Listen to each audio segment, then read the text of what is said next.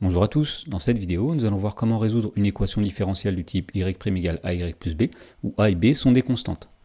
Dans l'exemple, on nous demande tout d'abord de résoudre les équations différentielles suivantes. Donc la première, c'est y' égale moins 2y plus 3. Autrement dit, on est bien dans le cadre d'une équation du type y' égale ay plus b, où le nombre a vaut moins 2 et le nombre b vaut 3. Alors on va rappeler comment résoudre ce genre d'équation différentielle. Donc la proposition nous dit que les solutions sur grand R de l'équation différentielle y' égale ay plus b, eh bien ce sont les fonctions de la forme une constante c fois exponentielle de ax moins b sur a. Alors voyons comment appliquer cette propriété pour résoudre la première équation différentielle qui était y' égale moins 2y plus 3. Donc tout d'abord on repère le nombre a qui vaut moins 2, le nombre b qui vaut 3. Et donc si on applique la propriété, on peut dire directement que les solutions de cette équation différentielle, eh bien ce sont les fonctions grand F, telles que pour tout x appartenant à grand f de x sera c une constante multipliée par exponentielle de ax, c'est-à-dire exponentielle de moins 2x, moins b sur a, c'est-à-dire moins 3 divisé par moins 2. Autrement dit, grand F est de la forme grand f de x égale c exponentielle de moins 2x plus 3 demi, où grand C est une constante réelle.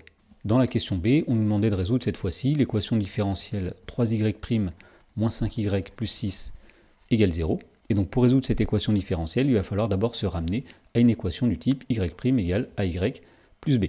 Donc l'équation différentielle est équivalente, on va isoler y' ici, donc elle est équivalente à 3y' est égale à 5y moins 6, on a simplement fait passer moins 5y plus 6 de l'autre côté. Ensuite, on va tout diviser par 3 de façon à garder uniquement y' à gauche. Alors attention, quand on divise par 3 à gauche, il faut aussi diviser par 3 à droite. Et puisqu'ici nous avons une différence, eh bien, il va falloir distribuer la division par 3. Autrement dit, y' est égal à 5 tiers de y moins 6 tiers. C'est-à-dire encore y' égale 5 tiers de y moins 2. Et on voit qu'on s'est ramené à une équation différentielle du type y' égale ay plus b, où le nombre a est égal à 5 tiers et le nombre b est égal à moins 2. Et donc si on applique la propriété, on peut affirmer que les solutions de cette équation différentielle, eh bien, ce sont les fonctions grand F telles que pour tout x appartenant à grand f de x sera une constante multiplicative grand C multipliée par exponentielle de a fois x, c'est-à-dire ici 5 tiers de x, moins b sur a, c'est-à-dire moins 2 divisé par 5 tiers. Alors on peut réduire cette expression en disant que nous avons tout d'abord c exponentielle de 5 tiers de x. Alors moins par moins ça va donner plus. Divisé par 5 tiers ça revient à multiplier par 3 cinquièmes. 2 fois 3 cinquièmes, c'est-à-dire 6 cinquièmes. Dans la question numéro 2, on nous demande cette fois-ci de déterminer l'unique solution grand F de l'équation différentielle y' égale 3y plus 2, telle que grand F de 0 égale 4. Alors la première chose qu'il va falloir repérer pour résoudre cette équation différentielle, ce sont les nombres a et b. Donc nous voyons ici que le nombre a, c'est-à-dire le nombre devant y, c'est 3. Le nombre b, la constante, c'est 2. Et donc le rappel nous permet ici de trouver toutes les solutions de cette équation différentielle.